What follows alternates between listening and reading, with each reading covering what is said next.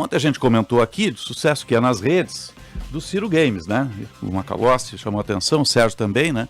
Justamente que é uma forma nova de se comunicar, tem um pouco mais de leveza na política, claro, tem a crítica, né? Mas tem o React, tem o Quiz, tem várias formas que foram colocadas ali no canal do YouTube do pré-candidato Ciro Gomes, né? Do PDT. E a gente está em contato agora, vamos unir a live do Jornal Gente com o canal Ciro Games, né? Para conversar com o pré-candidato Ciro Gomes. Acho que o estúdio é lá em Fortaleza, nós vamos cruzar o país, vamos para o Bom Nordeste. Pré-candidato Ciro Gomes, bom dia, obrigado pela atenção, Bandeirantes.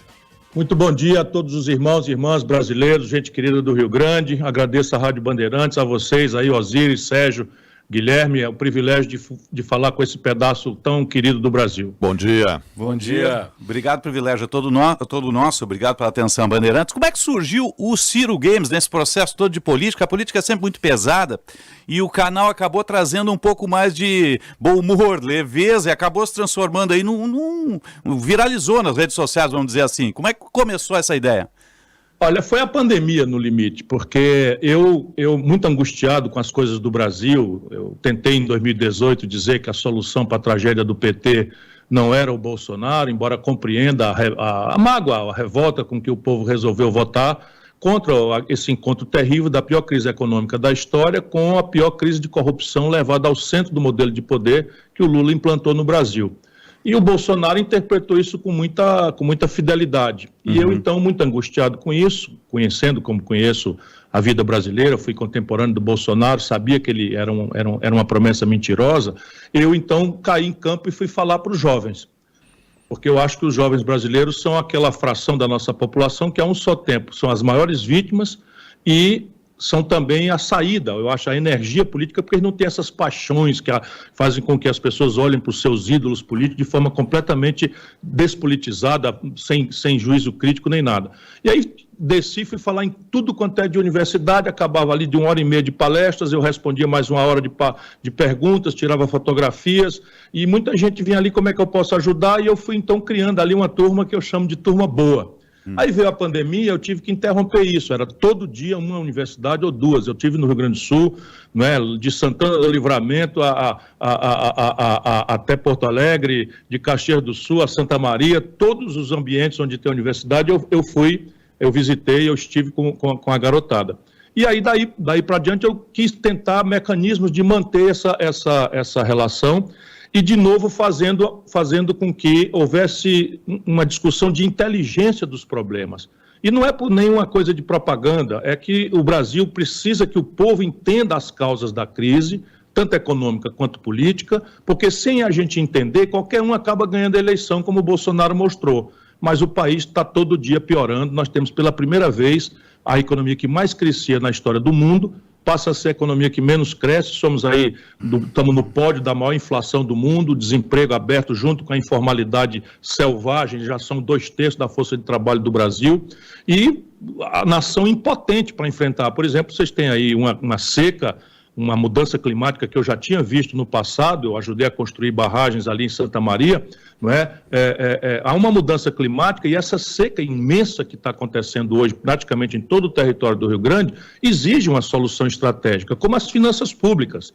Não é? O Rio Grande do Sul está de novo prestes a assinar um acordo que é mortal para o Rio Grande do Sul, e nós precisamos debater tudo isso para que a população saiba o que está acontecendo e não fique obrigada a votar no Bolsonaro para protestar contra o Lula e agora votar no Lula para protestar contra o Bolsonaro. O Brasil não aguenta mais isso. Bom, os desafios, o senhor citou vários aí, especialmente na economia e no pós-pandemia, né? O Brasil tem um desafio muito grande pela frente, mas tem um central que é justamente sair dessa polarização e encontrar um caminho que una mais o país, se não na totalidade, pelo menos na sua maioria, e isso evidentemente será sintetizado no Congresso Nacional e no próximo governo.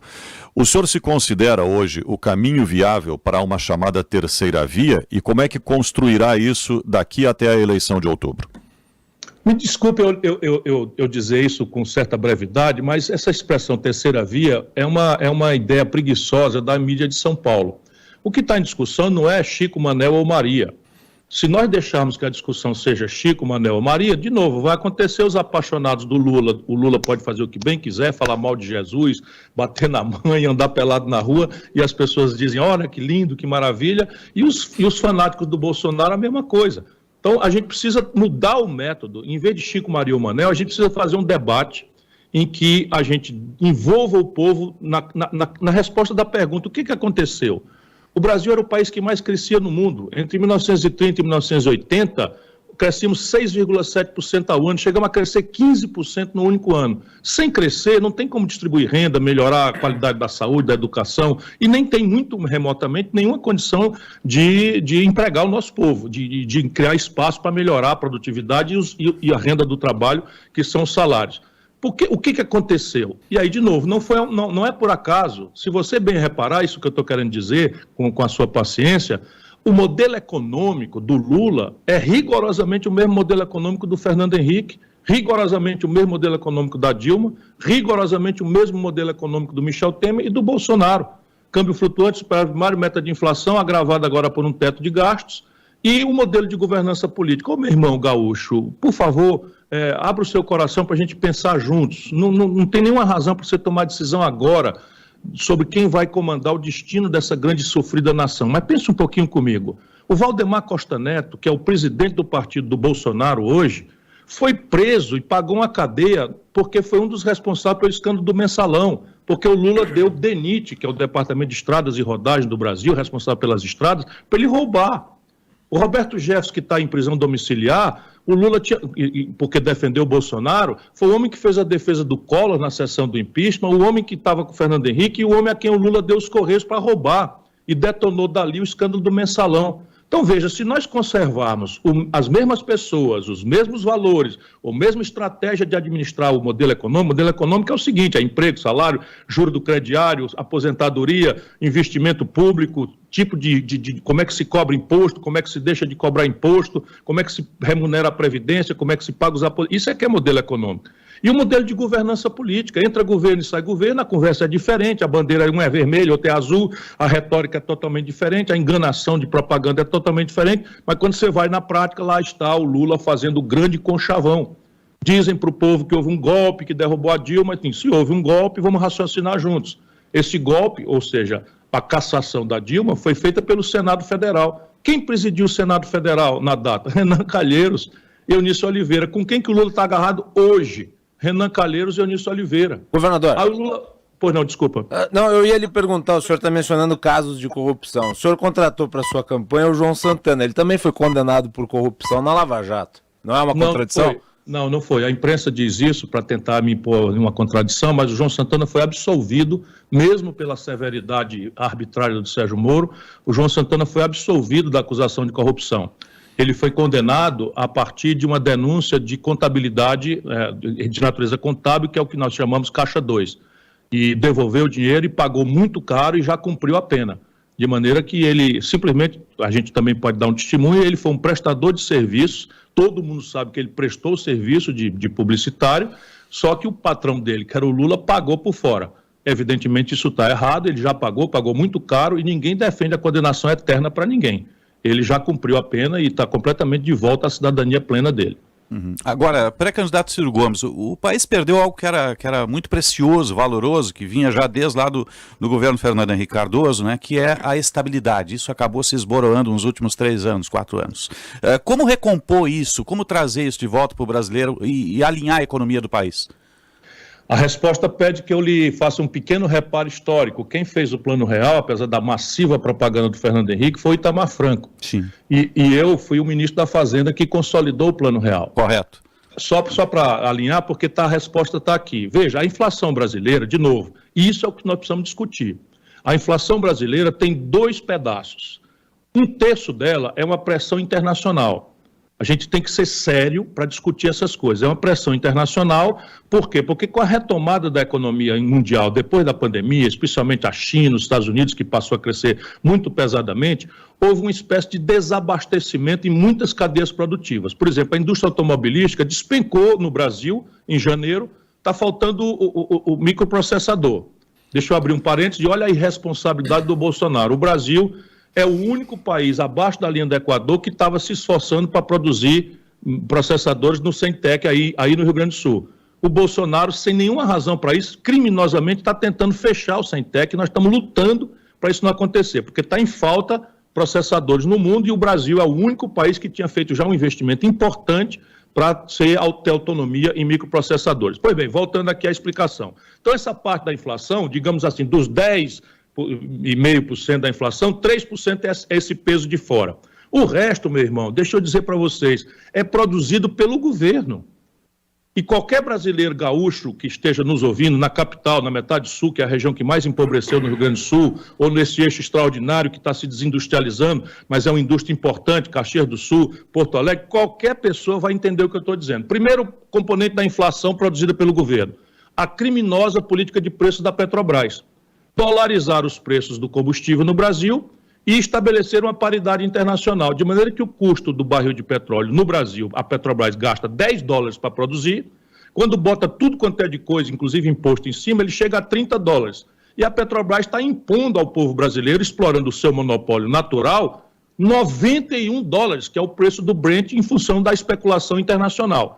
Isto é um assalto que se faz ao cofre do povo brasileiro, à família que não está podendo pagar gás de cozinha, ao caminhoneiro que não aguenta pagar diesel, não é? ao taxista que não aguenta pagar gasolina, todo mundo, porque esses combustíveis entram e pressionam o preço de tudo porque está no frete. Segundo, o preço da energia elétrica. A energia elétrica no Brasil, né, vocês conhecem bastante bem, pelo menos aí a proximidade da Grande Itaipu, no Paraná, na fronteira binacional. Pois bem, as grandes hidrelétricas brasileiras já estão amortizadas.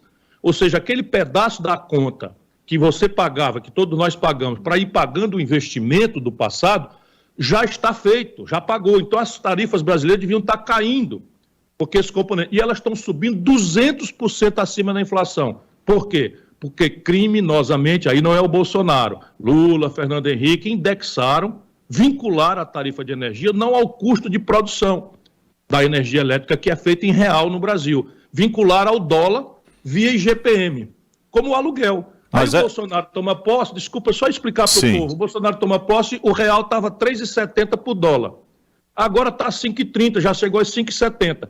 O dólar sobe, o IGPM captura e lá se vai o preço do aluguel em Porto Alegre subir. Isso está tudo errado, é o governo que está produzindo. Se esse meu diagnóstico for correto, eu estou pronto para resolver isso. Vai mudar a política de preço da Petrobras, vou promover uma grande desindexação dos preços públicos brasileiros e acabar com essa coisa de dolarização dos preços nacionais. O que tem a ver aluguel com dólar, por exemplo? Mas é possível fazer essa mudança, visto que o exemplo citado, Itaipu, é uma binacional, nós somos sócios do Paraguai, né? E por isso é dolarizado, e o petróleo é uma commodity internacional e também dolarizado. Tem como fugir dessas amarras? Tecnicamente? Tem perfeitamente. Só para eu lhe dizer, também há aí uma grande mentira, como se fosse uma amarra técnica. Não é. Deixa eu lhe dar um número concreto. As petroleiras do mundo, Texaco nos Estados Unidos, British Petroleum na Inglaterra, Total na França, tem um lucro anual médio de 6%. Isso é um lucro bastante razoável, bastante importante. A Petrobras está lucrando por esse assalto ao cofre, ao bolso do povo, 38%.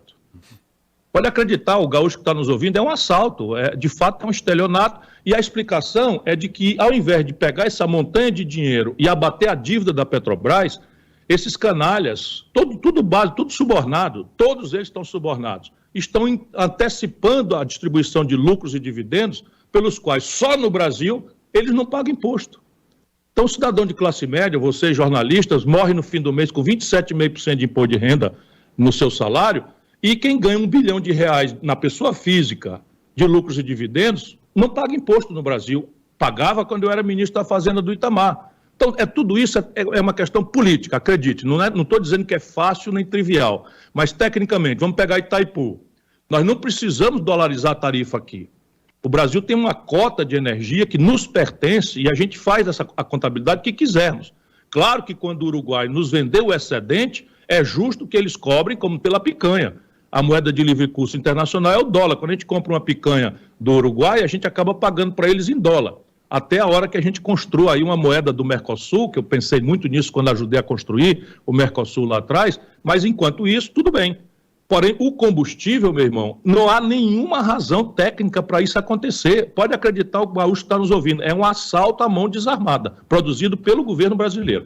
Governador Ciro Gomes, o ex-presidente Lula aparentemente disse para Só um ponto, tem um elemento a mais, que são os alimentos. Quando puder, a gente pode examinar a causa da explosão dos preços dos alimentos. Também é desgoverno.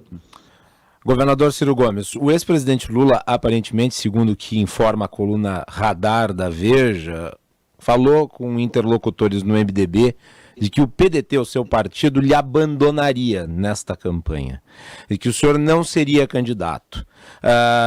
Isso tem alguma margem de realidade? Por que o ex-presidente Lula torpedeia a sua pré-candidatura de esquerda? Eu não sou de esquerda, eu sou muito mais amplo. Eu tenho uma história de centro-esquerda, administrei a economia do Brasil com o Plano Real, né? Administrei um estado, o 8º estado brasileiro, que é o Ceará, e temos hoje a melhor educação pública do Brasil, a melhor rede de saúde do Brasil, sendo um estado muito pobre. Fui prefeito da 5ª maior cidade, fui o melhor prefeito de capital do Brasil nas avaliações independentes. E o Lula teme por aquilo que eu estou conversando com vocês. O Lula, para que a gente esqueça todas as contradições econômicas, né, e morais, políticas do Lula, ele precisa o espantalho do Bolsonaro. Então, na cabeça dele, o Bolsonaro está tão repudiado pelo povo que todo mundo vai votar nele para se livrar do Bolsonaro. Ora, a tarefa do Brasil é muito urgente nos livrarmos do Bolsonaro, mas não é essa a tarefa mais grave. A tarefa mais grave é o que é que nós pretendemos colocar no lugar. É o modelo econômico que o Lula trouxe, porque, desculpa, quem produziu a crise econômica que o Bolsonaro não está sendo capaz de administrar foi o Lula. São números e datas. O brasileiro que está nos ouvindo, por favor, se lembre. Houve uma generosa expansão do crédito no período do Lula, todo mundo foi ao crediário, ok, isso aconteceu, então a memória é muito boa. Só que vamos lembrar a sequência disso. A sequência disso, 63 milhões e 700 mil pessoas no SPC. 72 de cada 100 famílias que estão nos ouvindo estão endividadas. O Lula concentrou na mão de apenas 5 bancos 85 de cada 100 transações financeiras do Brasil. Só para o gaúcho saber, o do crediário, o comerciante que precisa descontar um duplicado e está vendo o juro mais uma vez galopar aí, a Dilma meteu o juro em 14%, 14,75%. E o Lula quer que a gente esqueça tudo isso. E eu tenho uma memória de elefante e muita autoridade moral, porque lá atrás ajudei a fazer o real, quando foi necessário.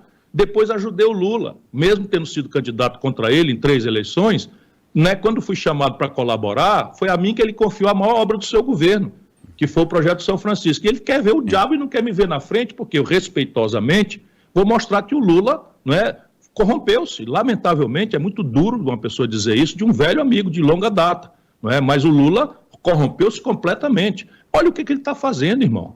Olha o que ele está fazendo hoje. Como é que alguém diz para o povo que houve um golpe, gente se feriu, gente foi presa nos protestos contra o golpe, e ele agora está agarrado com Michel Temer, de novo, agarrado com o Renan Calheiros, de novo, agarrado com o Eunício Oliveira, de novo, sabe? Reclama da política de preço da Petrobras que eu falei aqui, mas quem fez a maior privatização do capital não votante da Petrobras da história foi ele. Eu tenho aqui todos os documentos, então ele não quer ver isso, sim, porque o debate comigo é de ideias. Claro. Agora, pré-candidato, o senhor falou aí da economia alicerçada no consumo, que não deu certo. Agora tem um cenário aí de 13, 14 milhões de desempregados. Quem assumiu o Planalto vai ter que se deparar com isso. Como reinserir essas pessoas no emprego e como reconstruir o Estado brasileiro, na medida que ele hoje é um iceberg. A gente enxerga uma parte, mas o resto está embaixo. Só que quando assumir lá é que o pré-candidato vai saber realmente o que existe no país, né? O que fazer para reinserir esses desempregados? Olha, é um livro. Eu tenho um livro que está distribuído aí na internet, nas livrarias e tal, em que eu acho fundamentalmente que nós precisamos ajudar o povo a entender. Então vamos lá, como fazer para retomar o desenvolvimento, que é a primeira resposta. Porque se o país não cresce, então vamos lá os números do crescimento. Entre 30 e 80 o Brasil cresceu 6,7% ao ano. Foi a economia do mundo capitalista que mais cresceu durante meio século. Boa parte guiada aí pelo gênio gaúcho do Getúlio Vargas. Depois, entre 80 e 2010, veja a mudança dos regimes, 80 a 2010, o país perde a vocação para crescer, passa a crescer 2,5%, e aí a renda por cabeça já paralisa. Porque quando você cresce 7% e a população cresce 2%, todo mundo vai ficando, por média, com mais renda. não é? Cabe ao governo garantir que essa renda seja bem distribuída através, especialmente, de um massivo processo de educação de qualidade, mas também salário mínimo, aposentadoria decente, não é? Enfim, uma série de políticas que são redistributivas da renda, mas é preciso que a renda cresça. Entre 2010 e 2020, o Brasil simplesmente para de crescer. Pela primeira vez em 120 anos, eu estou falando de 2010. 2010 era Lula, PT, Dilma, que mandavam, desmandavam no país.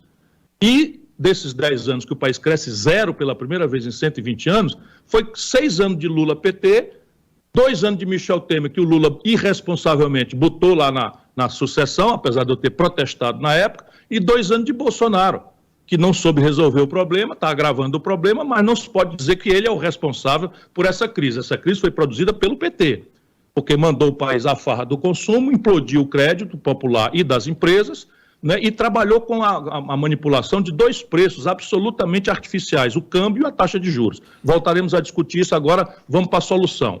Então a solução é a seguinte, 4 motores. Primeiro, o consumo das famílias, emprego e renda e crédito é o que promove o consumo das famílias, que é responsável por 60% do crescimento. Emprego e renda vem depois que o país cresce. O único lugar onde pode haver uma política pública que tem que haver e é inadiável é uma reestruturação do passivo das dívidas das famílias. Ajudar as famílias a ir para o leilão do Serasa, descontar 80%, 90% e refinanciar esse saldo de 10%, 20%, de maneira que troque esse juro de 400%, 500% e os abusos que estão se impondo ao povo brasileiro, pelo oligopólio que o Lula produziu no sistema financeiro, 5 bancos apenas, né, monopolizando 85% das transações financeiras. E eles querem destruir o Banco do Brasil e a Caixa Econômica para virar só 3 bancos. E aí esqueça, por exemplo, o produtor rural, esqueça crédito agrícola, porque todo mundo sabe que só quem opera crédito agrícola mesmo é o Banco do Brasil.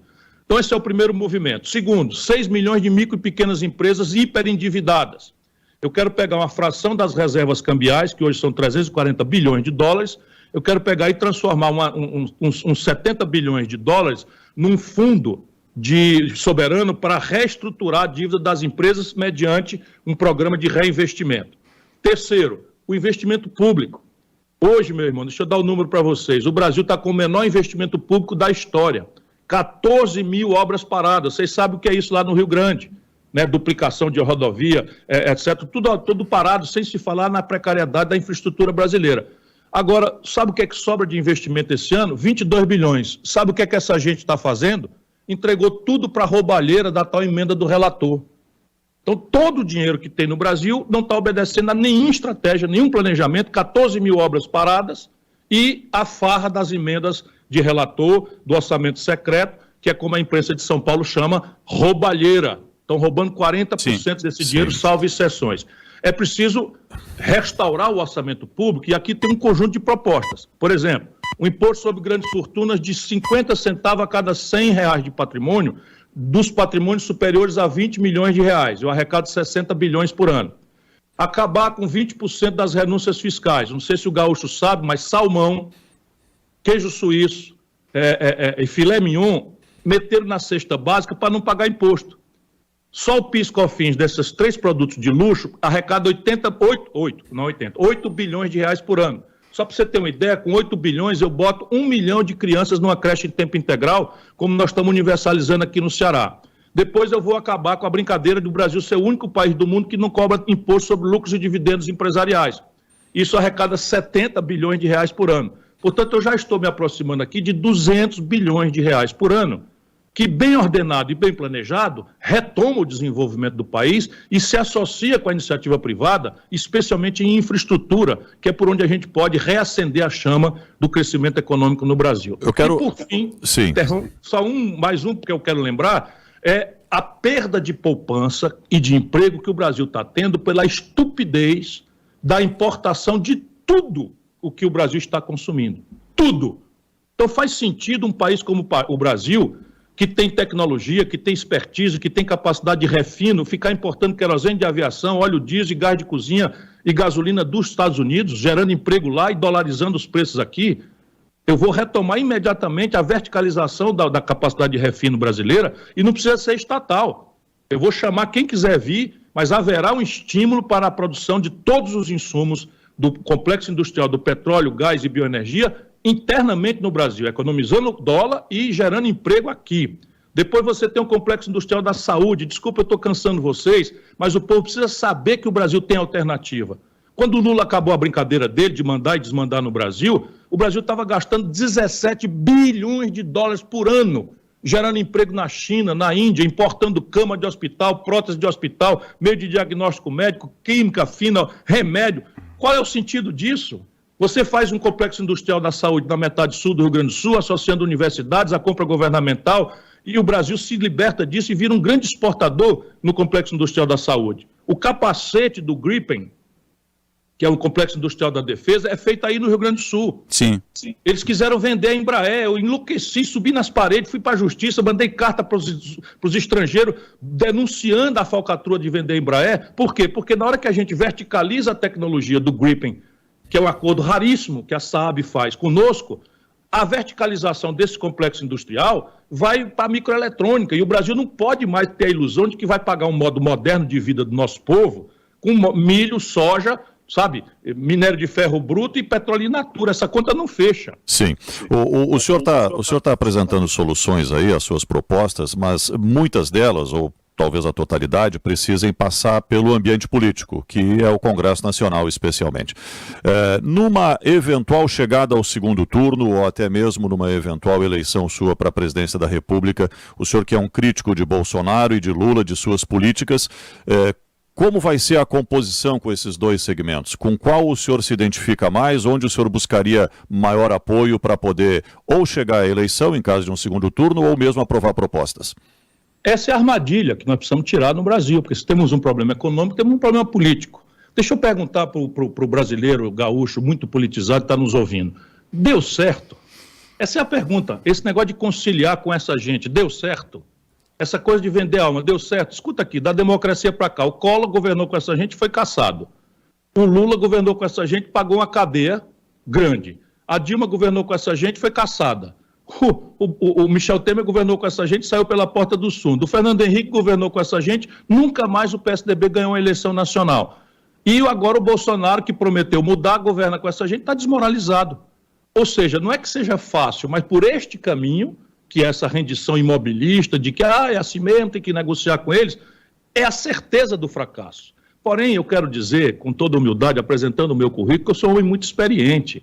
Eu já fui o deputado federal mais votado do Brasil, eu já fui deputado estadual de oposição e líder de governo, eu já fui prefeito, manejei uma Câmara Municipal com 51 vereadores, manejei uma Assembleia Legislativa com 46 deputados, e eu conheço como é que funciona. E deixa eu explicar para vocês como é que eu quero fazer. Primeiro, todas essas reformas serão propostas por mim na campanha. Eu acabei de dizer que vou cobrar um imposto sobre grandes fortunas. 58 mil contribuintes serão alcançados. Vão fazer o diabo para não deixar eu chegar lá, porque não querem pagar.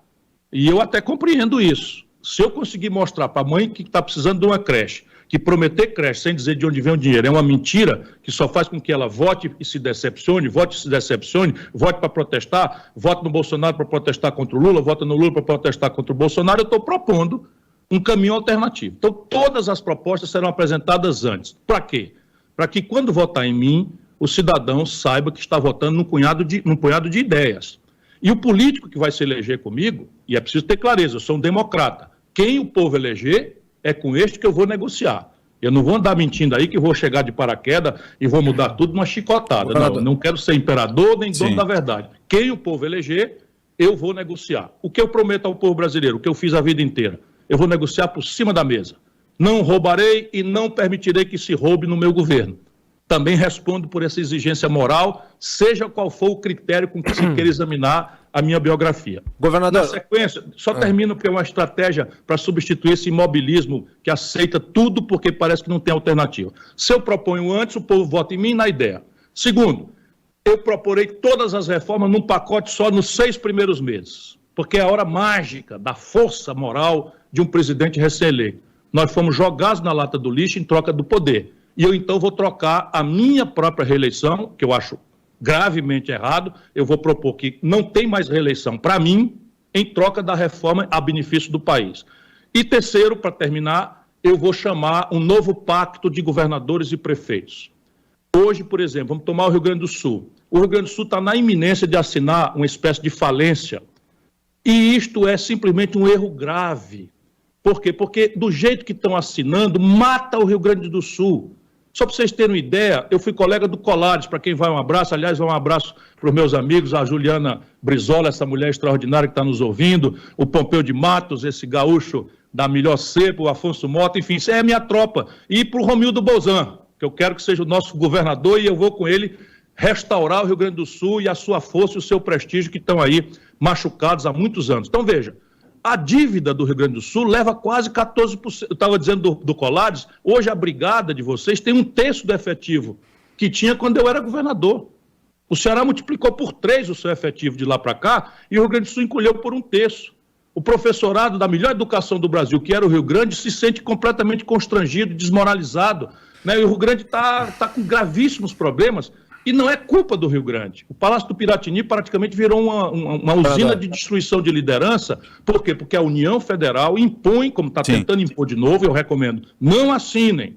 Esperem que chegando ali eu vou consolidar. E esses 13% de receita corrente líquida que o Rio Grande manda para Brasília, ou devia mandar, porque o Rio Grande hoje não está mandando, pendurado no liminar. Na hora que essa liminar cair, a dívida volta todinha e vai destruir o próximo governante se a gente não esclarecer isso para o povo. Eu pretendo mudar isso radicalmente, em troca de uma reforma estrutural do país. Governador, rapidamente, porque acho que o nosso tempo aqui até está se esgotando, mas eu ouvi... Quem manda fazer pergunta séria? O PT aparentemente defende a revogação de certas medidas que foram tomadas após o impeachment, como, por exemplo, a reforma trabalhista e a lei do teto de gastos. Como é que o senhor vê isso? O senhor revogaria essas legislações pós-impeachment, incluindo daí também a reforma previdenciária, da qual o senhor foi muito crítico? O senhor veja o estelionato eleitoral do PT. Essas coisas aconteceram. Em 2018 houve uma campanha no Brasil. Eu fui na CNI e disse para eles que a forma como estavam se organizando, não só a reforma da Previdência, como a trabalhista, iam destruir a renda do povo, e o capitalismo moderno se afirma no consumo de massa. E o consumo de massa só existe se o povo tiver renda. Então eles não quiseram ouvir, me deram uma vaia na campanha. Não foi o Haddad nem o PT, não falaram nada. Porque o PT virou isso, uma estrutura de demagogia, de mentira, que fala o que o cidadão que está na frente dele quer ouvir. O que eles estão agora ouvindo o galo cantar e não sabe aonde? A reforma trabalhista que foi feita foi ruim para o país, porque não foi discutida, não foi pensada, não foi amadurecida. Portanto, revogar não é uma resposta correta. Nós precisamos regular o mundo do trabalho em conformidade com as novas práticas que o mundo do trabalho digital, que a economia do conhecimento, ele tem até expressões em inglês, o home office, né, impõe.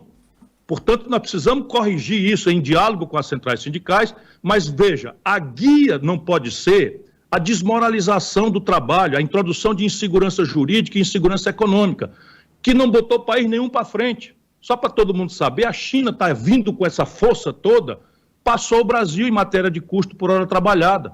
A economia mais agressivamente competitiva do mundo é a alemã, e tem uma jornada semanal para eles lá de 36 horas. Portanto, nós precisamos estudar o Brasil como ele é. E aí, veja bem, precarizar o trabalho significa, na prática, o que eu estou querendo dizer? Um terceirizado fazendo a mesma coisa, pela mesma jornada de trabalho de uma pessoa contratada direta, é ilegal. Uma mulher ganhar 76% do trabalho de um homem, pela mesma jornada, pela mesma natureza, é ilegal. Isso tudo é o que nós temos que regular. Portanto, nós precisamos inovar numa nova regra para o mundo do trabalho. Previdência. Se eu estiver falando demais, me interrompa, mas eu queria mostrar para o Rio Grande que o Brasil tem saída. Previdência. O problema do Brasil na Previdência não é a despesa. Tem muito problema na despesa. O Rio Grande, por exemplo, é o primeiro estado brasileiro que o aposentado já é maioria em relação ao da ativa. Tem problemas graves, muito graves, mas o problema do Brasil é o modelo da Previdência, que é o modelo de repartição, que permanece nele só 3 países falidos: Argentina, Venezuela e Brasil. Nós precisamos evoluir para um novo modelo previdenciário em linha com as melhores práticas internacionais. E eu tenho uma proposta, também foi apresentada em 2018. Enquanto o PT era contra, não tem proposta nenhuma, passou 20 anos no poder, não fez nada para mudar isso. Eu tenho uma proposta com números, onde é que vem o dinheiro, quanto é que custa a transição, os prazos, etc, etc. No limite vai ser uma previdência só para todo mundo. E num teto aí de 5 mil, 7 mil reais, quem quiser ganhar mais vai ter que contribuir voluntariamente para fundos de pensão que serão administrados por um coletivo de trabalhadores Sim. com regramento para não haver desvio de dinheiro. Está no livro. Propostas com números. O Brasil tem saída. Eu fico indignado é por isso, porque as pessoas ficam, Chico, Manel, Maria, e aí? Percebe? Então, a Previdência também tem que mudar. É uma nova geração de coisa, só que vai ser feita de forma participativa, todo mundo sabendo o que é que eu estou propondo antes da eleição, porque se votar em mim está dando força para essas ideias. Vou dizer onde é que eu aprendi a fazer isso. Estudei 63 países do mundo, de todos os tamanhos, para trazer essa proposta para o Brasil, que funciona. Aqui no Ceará, essa proposta já é superavitária. O fundo de pensão dos funcionários aqui do Ceará já está com lucro a maior do que as despesas. Eu sei, brasileiro, eu sei como fazer, eu só quero uma oportunidade. Tá certo. Pré-candidato Ciro Gomes, PDT, falando de Fortaleza. Obrigado pela presença conosco aqui no Jornal Gente. Teremos outras oportunidades. Acho que o senhor vai percorrer o país também quando vier ao Rio Grande aqui, venha nos visitar no Complexo Bandeirantes. Uma boa semana.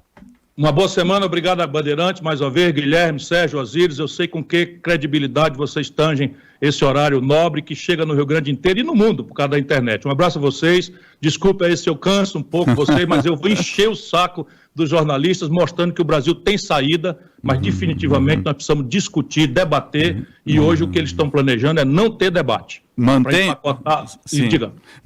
o Ciro Games aí, porque está bem divertido hoje colocação. Tem o Ciro Games e o React hoje é com o Lula. Não Opa! Então vai pegar fogo. Um abraço.